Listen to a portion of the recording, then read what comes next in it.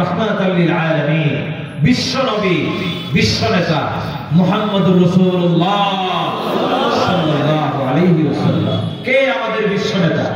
মুহাম্মদুর রাসূলুল্লাহ। জোরে কোন, আপনার আমার নেতা কে? তোমার নেতা আমার নেতা বিশ্ব নবী মুস্তাফা। আরো জোরে বলেন, তোমার নেতা আমার নেতা বিশ্ব নবী মুস্তাফা সাল্লাল্লাহু আলাইহি ওয়াসাল্লাম।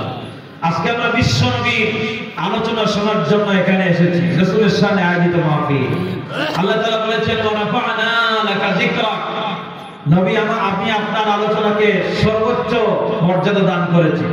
রাসূলুল্লাহ আলোচনা করলে, আল্লাহ তাআলা জিকির করলে যে রকমের ইবাদত হয়, নামাজ পড়লে যে রকমের ইবাদত হয়, যে কোনো নেক আমল করলে যে রকমের ইবাদত হয়, ফেরেশতারা আমাদের আমলনামায় লিখতে থাকে।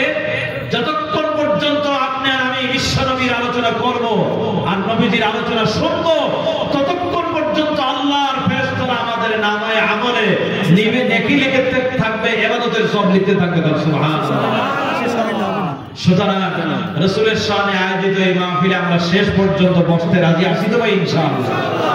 দুইটা কাজ আমরা করব ইনশাআল্লাহ। পারবো তো ভাই? ইনশাআল্লাহ।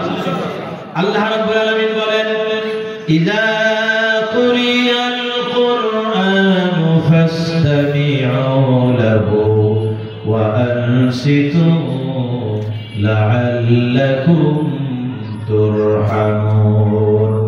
যখন কোরআনে কারীমের আলোকে নবীজির শান নিয়ে কিছু কথা বলবো, কোরআনে কারীমের আলোচনা শোনার জন্য আল্লাহ বলেন, যখন আলোচনা হবে ফাসতামি'উ লাহু, মন দিয়ে শোনো, ওয়ানসিতু, আর নীরব থাকো। দুইটা কাজ যারা করবে, লাআল্লাকুম তুরহামুন, মাহফিল যখন শেষ হয়ে যাবে, এরপরে আপনারা উঠে যখন বাড়ির দিকে রওনা করবেন, আল্লাহর বিশাল রহমতের ভান্ডার থেকে রহমত দিয়ে আমাদেরকে বোঝাই করে যার যার বাড়ি ফিরিয়ে দিবেন।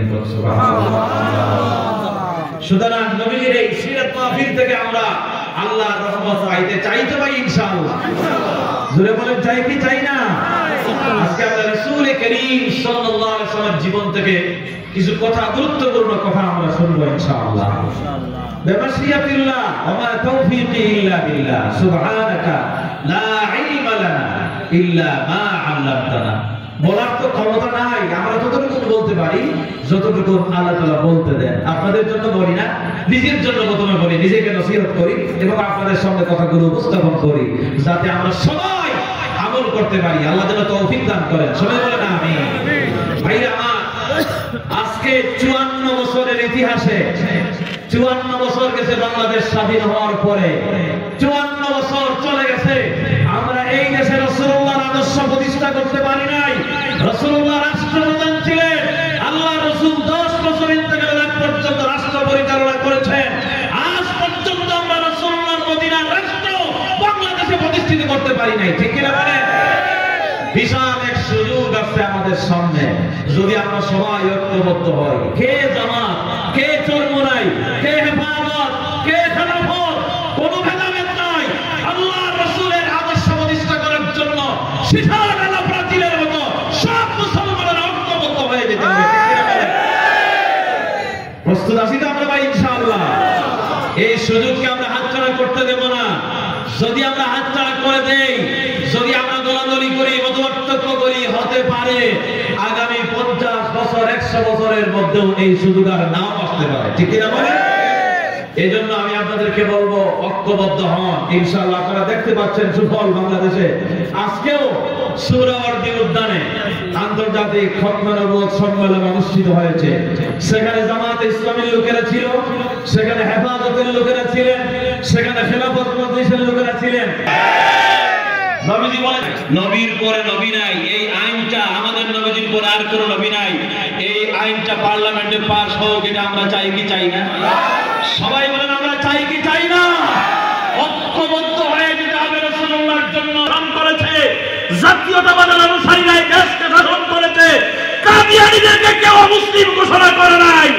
চরমোনাই পীর জামাতে ইসলামের ঘোষণা দিয়েছেন, যদি ইসলামকে ক্ষমতায় পাঠায় রাসূলুল্লাহর উম্মতরা ইসলামকে, কোরআনকে যদি পার্লামেন্টে পাঠায়, এই কাদিয়ানীদেরকে আমরা মুসলিম ঘোষণা করব ইনশাআল্লাহ।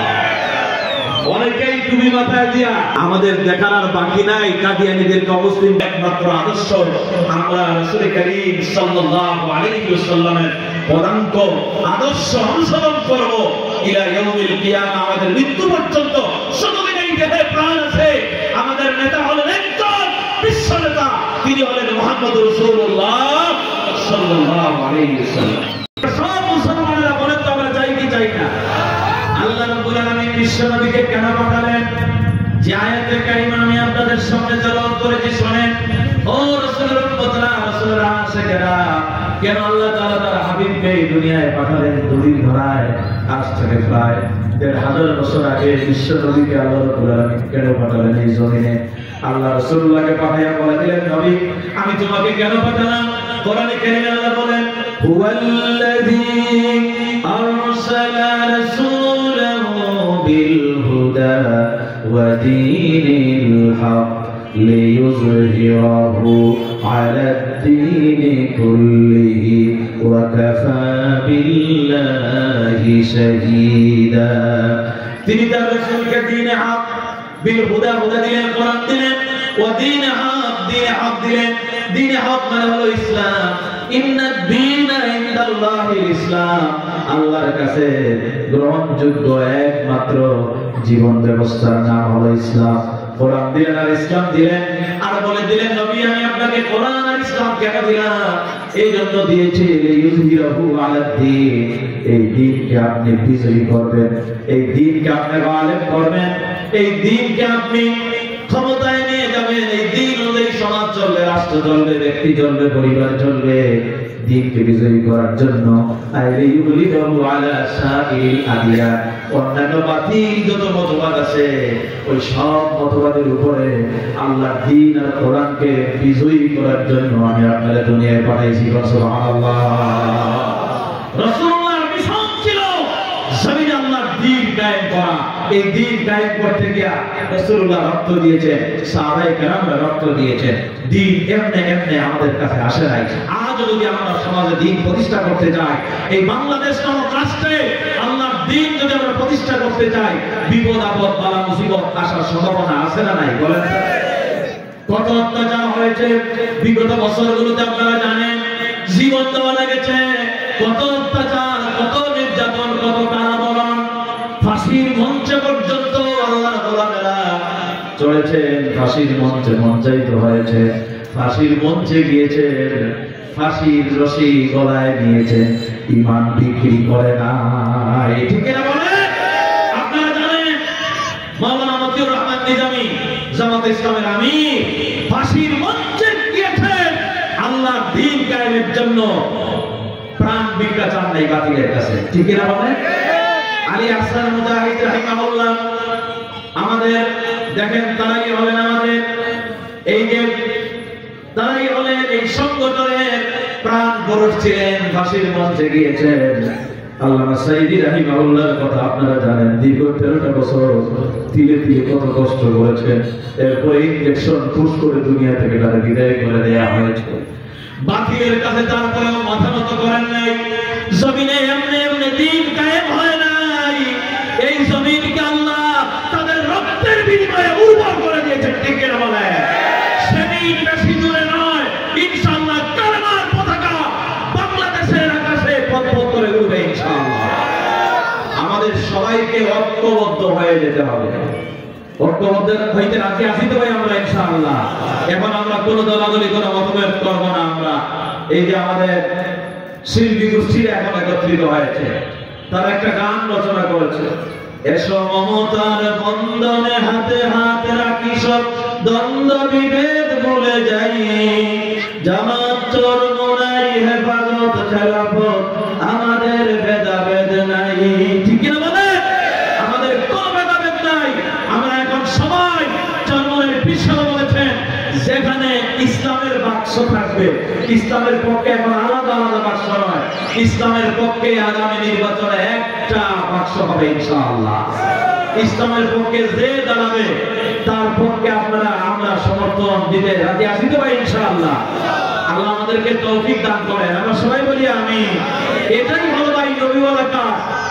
আল্লাহ রাব্বুল আলামিন বিশ্ব নবীকে তার দ্বীন কায়েম করার জন্য, ইসলাম কায়েম করার জন্য ওই জমিনে পাঠালেন। দ্বীনকে বিজয়ী করার জন্য রাসূলুল্লাহকে আল্লাহ রাব্বুল আলামিন উসওয়ায়ে হাসানা করে দিলেন। উসওয়ায়ে হাসানা মানে রাসূলুল্লাহ হলেন আমাদের জন্য উত্তম আদর্শ। নবীজি হলেন উত্তম আদর্শ, উসওয়ায়ে হাসানা হলেন উত্তম আদর্শ। মডেল রাসূলুল্লাহকে আল্লাহ তাআলা কেন মডেল করলেন? এই পৃথিবীতে আলোত নেতার জন্ম হয়েছিল, অনেক বড় বড় নেতারা এসেছিল। এই পৃথিবীর মানুষকে কত রকমের মতবাদ তারা উপহার দিয়েছে। এই পৃথিবীতে সমাজতন্ত্র ছিল, সমাজতন্ত্র আছে, ধর্মনিরপেক্ষ মতবাদ, জাতীয়তাবাদ, ন্যাশনালিজম, সেকুলারিজম, কত রকমের ইজম আছে, কত রকমের মতবাদ আছে, কত রকমের নেতা আছে, কত রকমের আদর্শ আছে। আপনারা জানেন আজও আমাদের বিশ্ববিদ্যালয়গুলোতে রাজপথে এখনো কিছু মানুষ আছে যারা স্লোগান দেয় অমুকের সৈনিক, অমুক আমার আদর্শ, অমুক নেতা আমার আদর্শ। বলে না? নেতা দেখবেন মঞ্চে মাইকের সামনে দাঁড়িয়ে বলে আমি স্মরণ করছি আমার জাতিকে, একজনের নাম দিয়ে দেয়, তাই না? আরেকজনের নাম বল। এই নেতা আর নেত্রীর আদর্শ বাংলাদেশে আর চলবে না। কারণ এটা শাহজালালের জমি, শাহজালালের জমি, খান জাহানের দেশ হলো বাংলাদেশ, ঠিক কিনা বলে? এখানে আদর্শ চলবে মুহাম্মদ রাসূলুল্লাহ সাল্লাল্লাহু আলাইহি ওয়াসাল্লাম। আমার ভাইরা, আপনারা জানেন আমাদের তরুণেরা, আমাদের যুবকেরা জেগে উঠেছে। বাংলাদেশের মুসলমানরা এখন আর ঘুমে নাই, তারা জেগে উঠেছে। তারা দেখতে চায় সব দল দেখা শেষ, আগামীতে এই দেশ হবে ইসলামের বাংলাদেশ। ঠিক কিনা? ইসলামের বাংলাদেশ হবে, এটার আলামত অলরেডি শুরু হয়ে গেছে। বিশ্ববিদ্যালয় থেকে শুরু হয়েছে। হ্যাঁ, প্রাচ্যের অক্সফোর্ড ইউনিভার্সিটিতে বলা হয়, আগে ওখানে ডাকাইতের গ্রাম বলা হতো। আমাদের কবি আর মাহমুদ তিনি বলছেন ঢাকা ইউনিভার্সিটি হলো একটা ডাকাতের গ্রাম, মানে ওখানে আগে সব সন্ত্রাসীদের কবলে আরম্ভ ছিল। শুরু ডাকাত সন্ত্রাসীরা নিরাপদ আশ্রয় ওখানে পাইতো। মানুষ ইউনিভার্সিটির ভিতরে গেলে ভয় পাইতো, না জানি কোন দিক থেকে গুলি আসে আর তার জীবনটা শেষ হয়ে যায়। সেই বিশ্ববিদ্যালয়ে এখন নারে তাকবীর, আল্লাহু আকবারের স্লোগানে প্রকম্পিত হচ্ছে আমার ঢাকা বিশ্ববিদ্যালয়। আল্লাহু আকবার। ঢাকা বিশ্ববিদ্যালয়ে ইসলামপন্থীদের বিজয় হয়েছে, এজন্য আপনারা খুশি না? আলহামদুলিল্লাহ বলেন না? আলহামদুলিল্লাহ। দেখেন এই ছোট ছোট ছেলেগুলো কিভাবে কি সুন্দর করে ইউনিভার্সিটিকে সাজাচ্ছে। ঢাকা ইউনিভার্সিটিতে এখন আর চুরি চামারি নাই, মানুষ এখন নিরাপদে চলাচল করতে পারে। নোংরামি ছিল ঢাকা ইউনিভার্সিটিতে। ওই যে মেট্রো রেলের যে স্টেশনটা ছিল কয়েকদিন আগেও, এটা নির্বাচনের আগেও দেখেছি, ওই যে জামাত ইসলামীর মহাসমাবেশ যখন হয়, কি নোংরা ছিল ঢাকা বিশ্ববিদ্যালয়ের মেট্রো স্টেশন। ওখানে সবাই পেশাব পায়খানা করতো, নোংরামি ছিল ইউনিভার্সিটির ভিতরে। আমাদের ছেলেরা বাংলাদেশ ইসলামী ছাত্র শিবির প্রায় 2-1টা করে পরিপূর্ণ প্যানেলে যখন বিজয় অর্জন করলো, ঢাকা বিশ্ববিদ্যালয় এখন একদম পরিষ্কার পরিচ্ছন্ন হয়ে গেছে। আলহামদুলিল্লাহ। সরলতার উজ্জ্বল সাক্ষ্য আমাদের ছেলেরা ওখানে তারা উপস্থাপন করতেছে। তারা দেখাচ্ছে, ও বাংলার মুসলমানেরা দেখো, ইসলাম পন্থীদেরকে বিজয়ী করলে দেশ সুন্দর হয়। আমরা কি চাই পুরা দেশটা বিশ্ববিদ্যালয়ের মতো পুরা বাংলাদেশটা ইসলাম পন্থীরা বিজয় লাভ করুক সারা দেশে? এটা আমরা চাই কি চাই? সবাই বলেন চাই কি চাই না?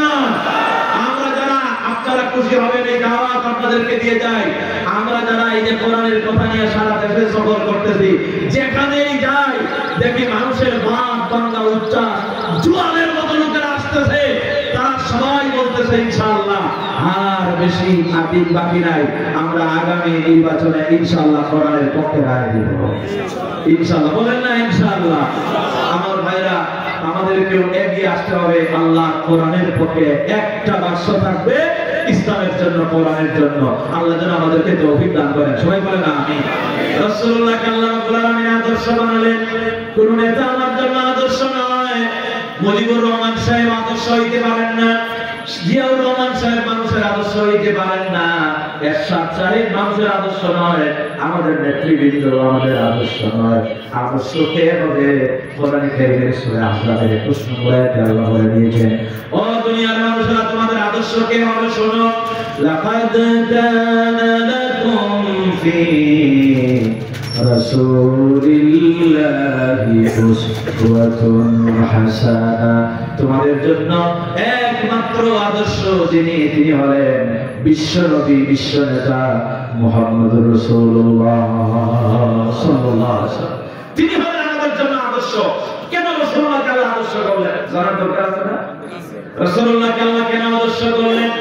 এরিস্টটল এই পৃথিবীতে আছে, মাও সেতুং আছে, অনেক বড় বড় রাজনীতিবিদ, দার্শনিক, অনেক বড় বড় কবি, সাহিত্যিকেরা এসেছে, পৃথিবীর মানুষকে তারা অনেক কিছু দিয়েছে, বিজ্ঞানীরা অনেক কিছু আবিষ্কার করেছে, কিন্তু পৃথিবীর মানুষের জন্য গ্রহণযোগ্য আদর্শ তারা রেখে যেতে পারে নাই। রাসূলুল্লাহকে আল্লাহ কেন আদর্শ করলেন? তার কারণ হলো বিশ্বনবী এমন একজন মহামানব ছিলেন, আল্লাহ রাব্বুল আলামিন বিশ্বনবীকে এত সুন্দর একটা চরিত্র দান করেছেন।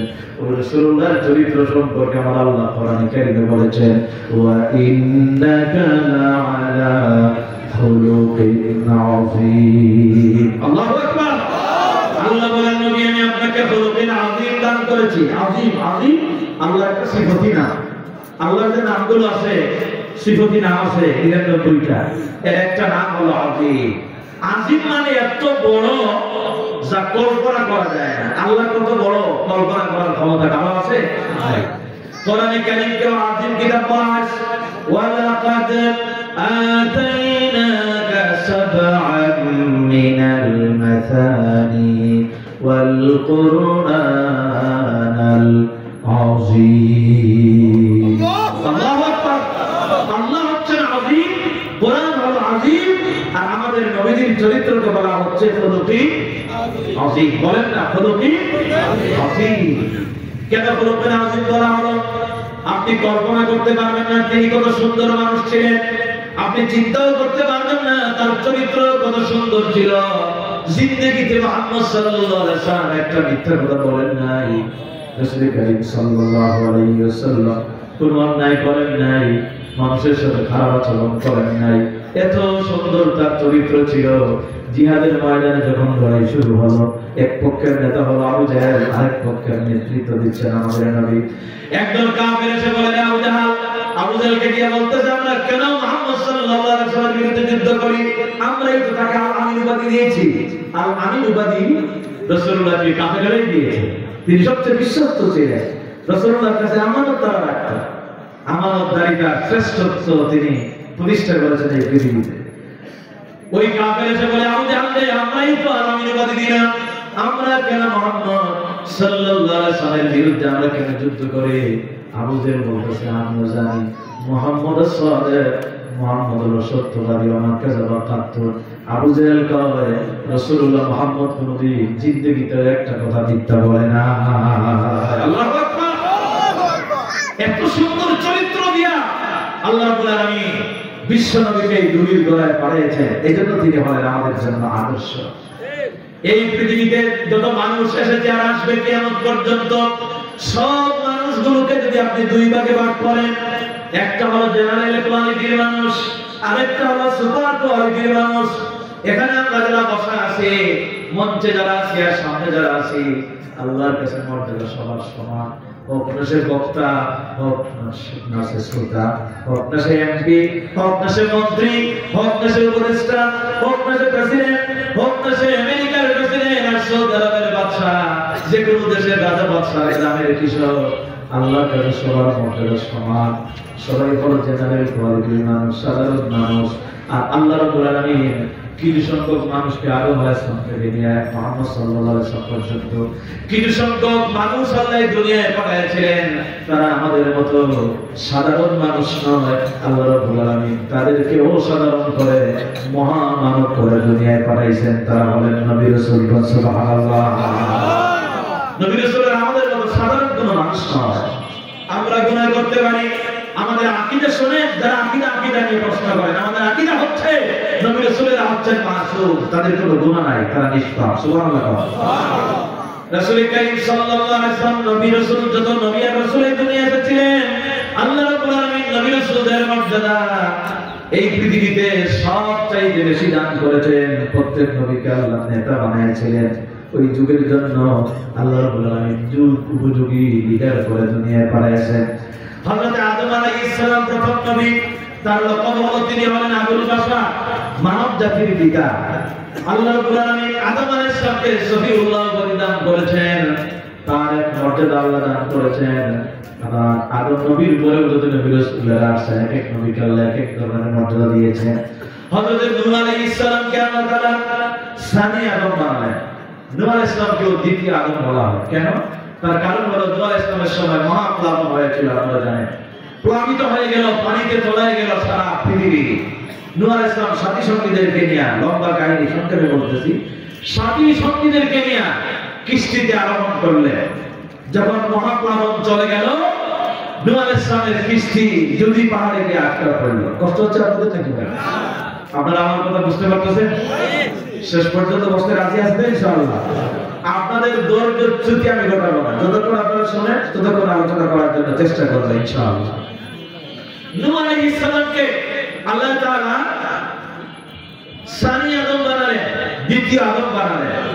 মহাপ্লাবনের সবকিছু যখন প্লাবিত হয়ে গেল, যাদেরকে নিয়ে নূহ নবী নৌকাতে আরোহণ করেছিলেন, মহাপ্লাবন যখন চলে গেল, নূহ আলাইহিস সালাম তখন ওই সাথী সঙ্গীদেরকে নিয়ে আবার নৌকা থেকে নামলেন জমিনে। আবার বাকিরা তো সব মারা গেল, অবাধ্য যারা ছিল। নূহ আলাইহিস সালাম সাথী সঙ্গীদেরকে নিয়ে আবার জমিনে অবতরণ করলেন, বসবাস আরম্ভ করলেন।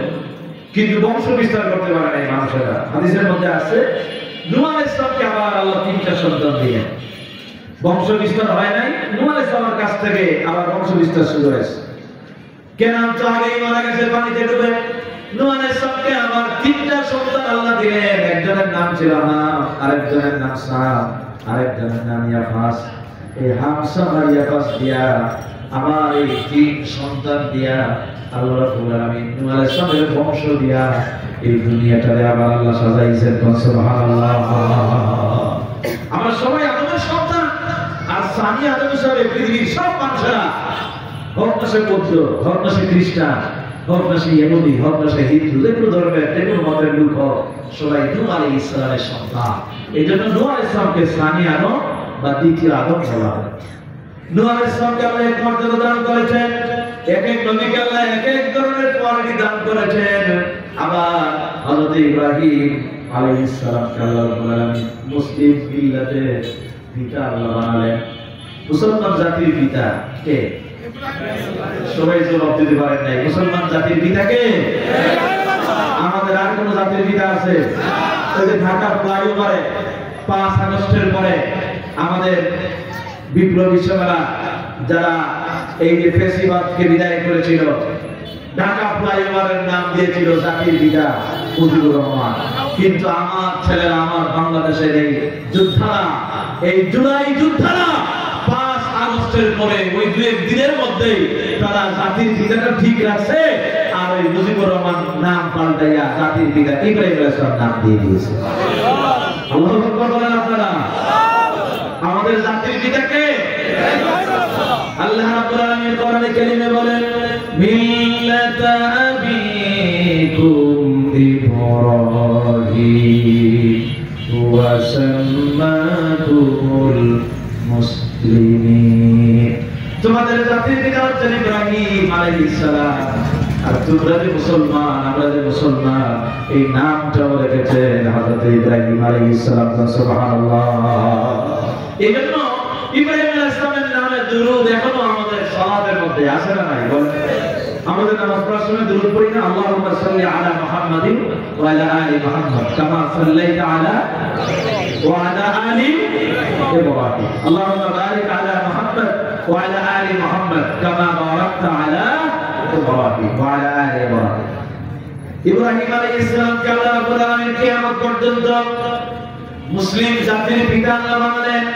ইব্রাহিম আলাইহিস সালামকে আল্লাহ জাতির পিতা বানাতে গিয়া অনেক ইমতিহান তার কাছ থেকে নিয়েছেন, অনেক পরীক্ষা তার কাছ থেকে নিলেন, অনেক পরীক্ষায় লেভেলের সমাপ্তি পরীক্ষার মতো বিশাল বিশাল পরীক্ষা দান করেছেন। সব পরীক্ষা উত্তীর্ণ হওয়ার পর আল্লাহ রাব্বুল আলামিন বলেন, ইব্রাহিম আমি তোমাকে জাতির ইমাম বানাইয়া দিলাম। ইন্নী জাইলুকা লিন-নাসি ইমামা। ইব্রাহিম রাসূলকে আল্লাহ জাতির ইমাম বানায়। ইব্রাহিম আলাইহিস সালামের এক মর্যাদা ইব্রাহিম আলাইহিস সালামকে খলিলুল্লাহ বলা হয়। তিনি আল্লাহর বন্ধু ছিলেন। আমাদের নবীজিও আল্লাহর বন্ধু। আমাদের নবীজির লকব ছিল হাবিবুল্লাহ, আর ইব্রাহিম আলাইহিস সালামের লকব ছিল খলিলুল্লাহ।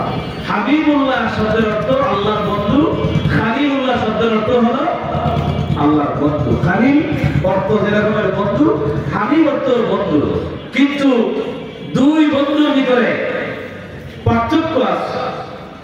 খলিল বলা হয় চারটা শব্দের অর্থ বন্ধু, রফিক অর্থ বন্ধু, সাদিক অর্থ বন্ধু। পথের মধ্যে যে বন্ধুত্ব হয়, আপনি ঢাকা যাবেন, যাওয়ার পথে কারোর সাথে পথের মধ্যে যদি বন্ধুত্ব হয়, আমি দেশে ছিলাম কিছুদিন, যদি বন্ধুত্ব হয় সাময়িক সময় কারোর সাথে, এটাকে রাফিক বলে। সাময়িক সময়ের বন্ধুত্ব এটাকে রাফিক বলা হয়। আর সাদিক মানে বিশ্বস্ত বন্ধু, এক বন্ধু আরেক বন্ধুকে খুব বিশ্বাস করে।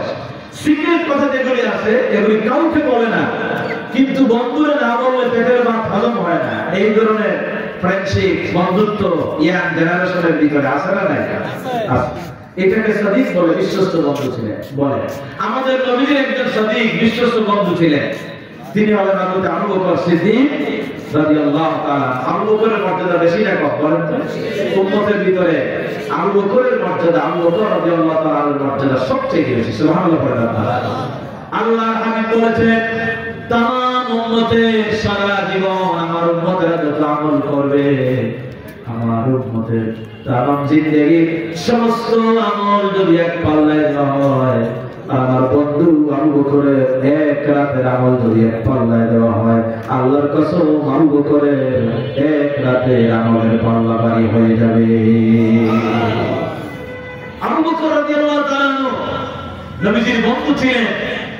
নবুয়ত পর্যন্ত, নবীজি নবুয়ত যখন পেলেন এই পর্যন্ত প্রায় 20 বছর আবু বকর সিদ্দিক রাদিয়াল্লাহু তাআলার সাথে বন্ধুত্ব ছিল নবীজির। কেমন বন্ধু ছিলেন চিন্তা করেন। বন্ধু বন্ধুর উপরে সহজে ঈমান আনে না। আমাদের দেশে তো কত রকমের পীর আছে, দেখলেন? ভালো পীর আছে, আর বন্ধ পীর আছে না নাই বলেন তো? মুরিদ হয়, ভালো পীর হোক আর খারাপ পীর হোক, মুরিদের অভাব নাই। তো এক বন্ধু পীর তার বন্ধুরে বলতেছে, হাজার হাজার মানুষ আমার মুরিদ হয়েছে, তুই আমার বন্ধু এখন মুরিদ হইলে না, কারণ কি? তখন ওই বন্ধু বলে, তোর উপর আমি মুরিদ হবো না, কারণ তোমার সব খবর আমার জানা আছে। পীরগিরি দেওয়ার জায়গা আর পায় নাই, তোমার আবার পীরগিরি দিবে, তুমি মুরিদ বানাও, কিন্তু আমি তোমার মুরিদ হইব না। কারণ বন্ধুর কাছে সব খবর আছে না নাই বলেন তো? নবীজির 20 বছরের বন্ধু ছিলেন আবু বকর রাদিয়াল্লাহু তাআলা। নবুয়ত পাওয়ার পর সবার আগে আমাদের মা খাদিজাতুল কুবরা রাদিয়াল্লাহু তাআলা আনহা ইসলাম কবুল করলেন। কন্যা সুবহানাল্লাহ বলেন তো, ইসলামে মা বোনের মর্যাদা আছে না নাই? আমার মায়ের জাতি, মায়েরা কত সৌভাগ্যবান, সবার আগে ইসলাম কবুল করেছেন আমাদের মা খাদিজাতুল কুবরা রাদিয়াল্লাহু তাআলা আনহা। নবীজি গায়ে হেরাত থেকে যখন আসলেন, মা খাদিজাকে বললেন, জামিলুনি আমার কম্বল দ্বারা আচ্ছাদিত করো। মা খাদিজা ঘটনা সম্পূর্ণ শোনার পর বুঝতে পারলেন আল্লাহ রাব্বুল আলামিন তাকে নবুয়তি দিয়ে দিয়েছেন। মা খাদিজা সবার আগে কালিমা পড়লেন, লা ইলাহা ইল্লাল্লাহু মুহাম্মাদুর রাসূলুল্লাহ সাল্লাল্লাহু আলাইহি ওয়াসাল্লাম ইসলাম কবুল করলেন। ইসলামে নারীদের অনেক অবদান। আমার মা, আমাদের মা খাদিজাতুল কুবরা রাদিয়াল্লাহু তাআলা আনহার অবদান ইসলামে বলেন তো বেশি না কম? আমার মায়ের দ্বীন কায়েমের জন্য সবার আগে শাহাদাতের নজরানা পেশ করেছে। পুরুষ সাহাবী শহীদ হওয়ার আগেও মা একজন মহিলা সাহাবী হযরত সুমাইয়া রাদিয়াল্লাহু তাআলা আনহা শাহাদাতের নজরানা পেশ করেছে। সুবহানাল্লাহ। মা খাদিজাতুল কুবরা রাদিয়াল্লাহু তাআলা ইসলাম কবুল করলেন। নবীজিকে বললেন, আপনি ভয় পাবেন না, আপনি মানুষের ক্ষতি করেন নাই। আল্লাহ রাব্বুল আলামিন আপনাকে নবুয়তি দান করেছেন, আপনি কালেমার দাওয়াত দেন। ইসলামকে বিজয়ী করা লাগবে, ইসলামকে বিজয়ী করার জন্য কালিমার দাওয়াত দেওয়া শুরু করে। নবীজি বললেন, খাদিজা আমি কোথায় কালিমার দাওয়াত নিয়ে যাব? মা খাদিজা বললেন, আপনার সবচেয়ে বেশি যে বিশ্বাস করে আপনি তার কাছে আগে যান। মা খাদিজাকে নবীজি বললেন, খাদিজা রে, আমার সবচেয়ে বেশি বিশ্বাস করে আমার অন্তরঙ্গ বন্ধু আবু বকর সিদ্দিক রাদিয়াল্লাহু তাআলা আনহু। খাদিজা বললেন, আগে আপনি আপনার বন্ধুর বাড়িতে যান। রাসূলুল্লাহ আবু বকরের বাড়ি থেকে বললেন, বন্ধুরে 20টা বছর আমি তোমার সাথে চলাফেরা করেছি, আমার আল্লাহ নবুয়তি দিয়েছেন, এই ব্যাপারে তোমার রায় আমি শুনতে চাই। হযরত আবু বকর এক মুহূর্ত দেরি করলেন না, বললেন, 20 বছর আমি তোমারে দেখেছি, তোমার মধ্যেই আছে নবুয়তের চরিত্র। আবু বকর রাদিয়াল্লাহু তাআলা ঈমান আনলেন, বললেন, লা ইলাহা ইল্লাল্লাহু মুহাম্মাদুর রাসূলুল্লাহ সাল্লাল্লাহু আলাইহি ওয়াসাল্লাম। ভাইরা, বিশ্বস্ত বন্ধুরা আরবিতে সাদিক বলে, আর রাফিক খালিল মানে ওই বন্ধু যেই বন্ধু বন্ধুর জন্য সব উৎসর্গ করে দেয়, বন্ধুর জন্য সব দিতে পারে, তারে আরবিতে খালিল বলে। ইব্রাহিম আলাইহিস সালাম 86 বছর অথবা 90 বছর বয়সে একটা সন্তান আল্লাহ দান করলেন। সন্তান হয় না, আল্লাহর কাছে দোয়া করেন, রব্বি হাবলি মিনাস সালিহিন। কত দোয়া করলেন, আল্লাহ বৃদ্ধ বয়সে দোয়া কবুল করলেন। ফাবাশশারনাহু বিগুলামিন হালিম, আল্লাহ ধৈর্যশীল এক সন্তানের সুসংবাদ ইব্রাহিম আলাইহিস সালামকে দান করলেন। এই সন্তানটা একটু যখন দৌড়াদৌড়ি করতে পারে, এই বয়স যখন হলো, এরপরে আল্লাহ বললেন যে তারা জবাই করে দাও, জবাই করে দাও। ইব্রাহিম আলাইহিস সালাম সন্তানের কাছে গেলেন, গিয়ে বললেন, ইন্নী আরা ফিল মানাম, স্বপ্নে দেখছি আমি তোমাকে জবাই করতেছি, আপনি আযবাহু ফানজুর মাযা তারা, তোমার রায় আমাকে শোনাও হে আমার পবিত্র সন্তান। ইব্রাহিম আলাইহিস সালাম নবী ছিলেন, ছেলে ইসমাঈল আলাইহিস সালামকে আল্লাহ নবী বানালেন, একজন খলিলুল্লাহ আর একজন জবিহুল্লাহ। ইব্রাহিম আলাইহিস সালাম সন্তানের গলায় ছুরি চালায় দিলেন। এই যে কলিজার টুকরা সন্তান, বৃদ্ধ বয়সে একটা সন্তান আল্লাহ দিলেন, তিনি তো জানেন না যে দুধ বা কুরবানি হবে। তিনি তো মনে করছেন আমার ছেলে জবাই হয়ে গেছে। আপনারা বলেন তো, ইব্রাহিম আলাইহিস সালাম প্রাণের চাইতে প্রিয় পুত্রের গলায় ছুরি চালায় দিয়েছিলেন কার জন্য? আল্লাহর জন্য সব উৎসর্গ করে দিতে পারে, তার নাম খালিল। তিনি একমাত্র ইব্রাহিম আলাইহিস সালাম, এই যতটা আল্লাহ তাআলা দান করেছেন। খালিলুল্লাহ মানে আল্লাহর জন্য সব দিয়ে দেয়। আল্লাহর বন্ধু খালিলুল্লাহ মানে আল্লাহর বন্ধু। আর আমাদের নবীজির লকব হাবিবুল্লাহ, হাবিবুল্লাহ মানে আল্লাহর বন্ধু। হাবিব মানে ওই বন্ধু যেই বন্ধু কেমন বন্ধু, খালিল মানে আল্লাহর জন্য দিয়ে দেয়, আর হাবিব মানে হলো আল্লাহ রাব্বুল আলামিন বিশ্ব নবীর জন্য আসমান জমিন পৃথিবী সব উৎসর্গ করে দিয়েছে। ইন্নাল্লাহা ওয়া মালাইকাতাহু ইউসাল্লুনা আলান নবী, আল্লাহ ফেরেশতাদেরকে বলতেছেন, নিশ্চয় আল্লাহ এবং ফেরেশতারা নবীর উপরে দরুদ পড়ে। কোরআনে কারীমের আয়াত দেখেন, আমাদের নবীর মর্যাদা কত বেশি ভাইরা, সেই নবীর উপর হয়েছে আমরা খুশি না বেজা? হাবিবুল্লাহ মানে আল্লাহ রাব্বুল আলামিন নবীর জন্য এত উৎসর্গ করলেন।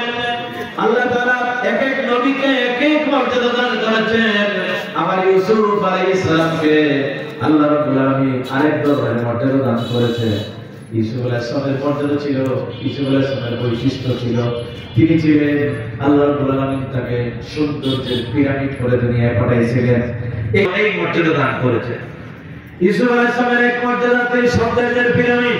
এখানে আরেকটা কথা বলি, ইউসুফ আলাইহিস যদি প্রশ্ন করা হয়, ইউসুফ নবী তো সুন্দর ছিলেন, কিন্তু বলেন তো আমাদের নবী বেশি সুন্দর ছিলেন না ইউসুফ আলাইহিস সালাম বেশি সুন্দর ছিলেন? আমাদের নবী বেশি সুন্দর ছিলেন। কন্যা সুবহানাল্লাহ। আমাদের মা আয়েশা সিদ্দিকা রাদিয়াল্লাহু তাআলা আনহা বলেন, মিশরের নারীরা জুলেখার মাথার দিকে আল্লাহ এত সৌন্দর্য দান করেছেন। আমার ভাইরা, হযরত ঈসা আলাইহিস সালামের লকব তিনি ছিলেন রূহুল্লাহ। হযরত রূহুল্লাহ থেকে আরম্ভ করে আমাদের নবীজির আগে যে ছিলেন ঈসা রূহুল্লাহ, সব নবী রাসূলের যত মর্যাদা আল্লাহ দান করেছেন, সবগুলো যদি সব নবী রাসূলের মর্যাদা এক জায়গায় করে দেব, বিশ্ব নবীর মর্যাদার পাল্লা ভারী হয়ে যাবে। নবীজি বললেন, আনা সাইয়্যিদুল ইবনে আদম, আদম সন্তান যত আদম সন্তান কিয়ামত পর্যন্ত আসবে, সব আদম সন্তানের নেতা আল্লাহ বানাইছেন। সুবহানাল্লাহ। এত মর্যাদা আল্লাহ দান করলেন। এই যে ইমামুল মুরসালিন আমরা বলি, ইমাম, আচ্ছা ইমাম সাহেব কোথায় থাকে? সামনে থাকে না পিছনে থাকে? সামনে থাকে। সামনে থাকে। সালাতের ইমাম সালাত শুরু করে, ইমাম সাহেব সামনে থাকে। রাসূলুল্লাহ আসলেন সবার পরে। আল্লাহ রাব্বুল আলামিন বিশ্বনবীকে সবার পরে পাঠালেন। মা কানা মুহাম্মাদুন আবা ওয়ালাকিন রাসূলুল্লাহি ওয়া খাতামান নবিয়্যিন। বিশ্বনবীকে আল্লাহ রাব্বুল আলামিন সব শেষে নবুয়তের ইমারতকে আল্লাহ কমপ্লিট করলেন বিশ্বনবীর নবুয়তের মাধ্যমে। সব নবী রাসূলদের পরে আল্লাহ তাআলা আমাদের নবীকে পাঠালেন। ইমাম আল্লাহ কোথায়? মানে আমাদের নবীকে ইমাম তো হবে সবার আগে, যে আছে তিনি তো ইমাম হবে না। আমার ভাইরা আপনারা জানেন রাসূলুল্লাহ মেরাজ রাত্রে হলো সুবহানাল্লাযী আসরা বিআবদিহি লাইলান মিনাল মাসজিদিল হারাম ইলাল মাসজিদিল আকসা। সুবহানাল্লাযী আসরা, আসরা কোরআন শরীফে কিন্তু মেরাজের কথা নাই, কোরআন শরীফে আছে ইসরার কথা। ইসরা আর মেরাজ দুইটা হলো আলাদা বিষয়। ইসরা মানে হলো রাত্রি ভ্রমণ। রাসূলুল্লাহ রাত্রি ভ্রমণ হলো মসজিদে হারাম থেকে মসজিদে আকসা। আসরা বিআবদিহি মিনাল মাসজিদিল হারাম ইলাল মাসজিদিল আকসা। মসজিদে হারাম থেকে আল্লাহ রাব্বুল আলামিন বিশ্বনবীকে মসজিদে আকসায় নিয়ে গেলেন। বাইতুল মুকাদ্দাসের মসজিদে আকসায় যখন রাসূলুল্লাহ গেলেন, যাওয়ার পরে আল্লাহর হাবিব দেখলেন সব নবী রাসূলেরা আদম আলাইহিস সালাম থেকে নিয়ে ঈসা আলাইহিস সালাম পর্যন্ত নবী রাসূলেরা লাইন ধরে দাঁড়ায় আছে, জামাতবদ্ধ হয়ে দাঁড়ায় আছে, সালাত আদায় করবে, জামাতের সাথে সালাত আদায় হবে। এখন বলেন তো জামাতে যদি সালাত আদায় করতে হয় তাহলে ইমামের একটা দরকার আছে না নাই? কে ইমামতি করবে? সবাই মনে করে আদম আলাইহিস সালাম মুরব্বি মানুষ সবার আগে, হয়তো তিনি আমাদের ইমামতি করবেন। কেউ মনে করে ইব্রাহিম আলাইহিস সালামকে আল্লাহ খলিলুল কদর পয়গম্বর বানিয়েছেন, মুসলিম মিল্লাতের পিতা আল্লাহ তাআলা বানালেন, হয়তো ইব্রাহিম আলাইহিস সালাম নামাজে সালাতের ইমামতি করবেন। কেউ মনে করে দাউদ আলাইহিস সালামের তেলাওয়াত সুন্দর, হয়তো দাউদকেও নামাজের ইমামতিতে দিয়ে দেওয়া হতে পারে। কেউ মনে করে ঈসা আলাইহিস সালাম নামাজের ইমামতি করবে, কে ইমামতি করবে? সবাই চিন্তা করতেছে আজকে কে সৌভাগ্যশালী ইমাম হয়ে যাবে। এমন সময় জিবরাইল নবীজিকে নিয়ে মসজিদে আকসায় ঢুকলেন। জিবরাইল ডাকতে বলে, ও নবী রাসূলুল্লাহ, আজকে তোমাদের সকলের সালাতে, আজকে এই বাইতুল মুকাদ্দাসে এই জামাতে ইমামতি করবেন আখিরি জামানার পয়গম্বর বিশ্ব নবী মুহাম্মদুর রাসূলুল্লাহ সাল্লাল্লাহু আলাইহি ওয়াসাল্লাম। আমার ভাইরা রাসূলুল্লাহ মেরাজের রাতে সব নবী রাসূলের সামনে চলে গেলেন, সালাতের ইমামতি করলেন। আল্লাহ তাআলা ইমামুল মুরসালিন বানায় দিলেন। বিশ্বনবীকে আল্লাহ এত মর্যাদা দান করেছেন, এজন্য তিনি হলেন আমাদের জন্য উসওয়া হাসানা, এজন্য তিনি হলেন আমাদের জন্য আদর্শ। মনে রাখবেন মুসলমান ভাইরা, যতদিন পর্যন্ত নবীজির পরে তো আর কোনো নবী নাই, যতদিন পর্যন্ত এই দুনিয়াতে সূর্য উঠবে আর ডুববে, এই দুনিয়ায় একজনের আদর্শ চলবে, তিনি বিশ্ব নেতা মুহাম্মদ রাসূলুল্লাহ সাল্লাল্লাহু আলাইহি ওয়াসাল্লাম। ওই নবীজির প্রশংসা, নবীজির গুণগান গেয়ে আমি শেষ করতে পারবো না, কেউ পারবে না। আল্লাহ রাব্বুল আলামিন বিশ্ব নবীকে এত মর্যাদা দান করেছেন। কবি হাফিজ খুব সুন্দর করে বলেছেন, কেমনে গাহি তব গুণগান, নবীজির সামনে বলতেছে, কেমনে গাহি তব গুণগান ভাবিয়া নাহি কপাই, কেমনে গাহি তব গুণগান ভাবিয়া নাহি কপাই, যত গে যাই দেখি তব বহু উর্দে তোমার ঠাই, যত গে যাই দেখি তব বহু উর্দে তোমার ঠাই। সম্ভবে নহে, সবকে বলতেছেন তিনি, সম্ভবে নহে বর্ণনা যেমন তুমি আচয় গুণী, আল্লাহরই পরে, আল্লাহরই পরে তুমি শ্রেষ্ঠ, আল্লাহরই পরে তুমি শ্রেষ্ঠ, সংক্ষেপে মোরা এই জানি। আল্লাহু আকবার বলে। আল্লাহ যদি কার মর্যাদা সবচেয়ে বেশি থেকে থাকে, তিনি বিশ্ব নবী মুহাম্মদুর রাসূলুল্লাহ সাল্লাল্লাহু আলাইহি ওয়াসাল্লাম। বিশ্ব নবী খুশি সবাই জবাব দিতে পারলেন না, সেই বিশ্ব নবী সিরাত নবীর আছেন, সেই বিশ্ব নবীর উম্মত আল্লাহ আমাদেরকে বানিয়েছে। চিৎকার করে বলেন আমরা খুশি না বেজার?